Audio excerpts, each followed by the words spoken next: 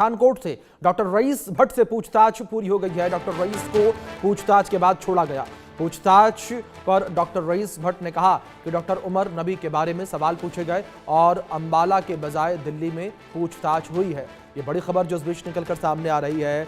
तो दिल्ली बम धमाकों और हरियाणा की अल फलाह यूनिवर्सिटी में आतंक के डॉक्टर मॉड्यूल के मामले में सुरक्षा एजेंसियों की जांच लगातार जारी। वहीं सुरक्षा एजेंसियों की ओर से हिरासत में लिए गए पठानकोट के व्हाइट मेडिकल कॉलेज और हॉस्पिटल के डॉक्टर को पूछताछ के बाद छोड़ दिया गया है। पठानकोट पहुंचने पर डॉक्टर रईस अहमद भट्ट ने प्रेस कॉन्फ्रेंस में कहा कि वो अल फलाह यूनिवर्सिटी में हेड ऑफ द यूनिट और वार्डन भी था, जहां पर 4 साल पहले असिस्टेंट प्रोफेसर के तौर पर काम करता था। उन्होंने 2022 में छोड़ दिया था नौकरी को और फिर वो दिल्ली कुछ महीने रहे। जिनके ऊपर इल्ज़ाम लगाए गए हैं वो वहां पर आए और वो मेरे से काफ़ी जूनियर थे, पर दूसरे डिपार्टमेंट में थे। अस्पताल में बहुत सारे डॉक्टर्स होते हैं, तो वो मरीज के साथ चेकअप करने के समय एक दूसरे से राब्ता करना पड़ता है। सभी डॉक्टरों का इंट्रोडक्शन एक दूसरे के साथ रहता है। उन्होंने कहा कि एजेंसी की ओर से क्लू ढूंढा जा रहा है। उनकी ओर से उनसे सवाल पूछेंगे, वो सवालों के जवाब उनकी ओर से सही दिए गए। देश की सुरक्षा के लिए उसके साथ जो भी पूछताछ होनी चाहिए वो ज़रूरी है। कश्मीर में भी इस मामले में 3000 के करीब लोगों से पूछताछ के लिए ले जाया गया है। उनकी ओर से जब सारे सवालों के सही जवाब दिए गए तो उनको वापस भेज दिया गया। तो बड़ी अपडेट, बड़ी जानकारी निकलकर सामने आई है। डॉक्टर उमर नबी से सवाल पूछे गए। काम करता था वहाँ हमदर्द इंस्टीट्यूट, हिमसर बोलते हैं उसको, Hamdard institute of medical sciences, that is number 1 private medical college in Delhi. Head of the unit भी था और साथ में वार्डन भी था मैं वहाँ पे, ठीक है।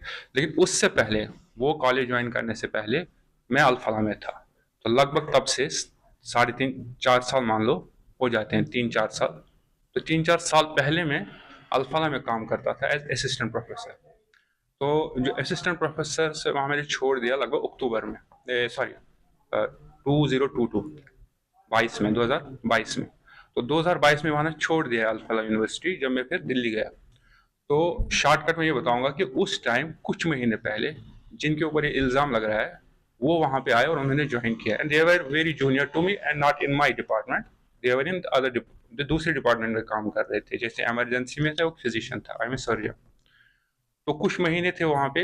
अब ये तो हर वक्त जानते होंगे, आपको भी पता होगा, एक हॉस्पिटल में जब जो बहुत सारे डॉक्टर्स हैं, चाहे वो डिपार्टमेंट अलग भी हो, एक इंटरेक्शन बनता है पेशेंट्स की वजह से। कि एक पेशेंट उनके पास होता है इमरजेंसी में, तो वो कॉल करेंगे कि ये सर्जिकल पेशेंट है, आके देख लो, ठीक है। या दूसरी तरफ से फिजिशियन की जरूरत पड़ती है, वो कॉल करेंगे मुझे कि आके देख लो।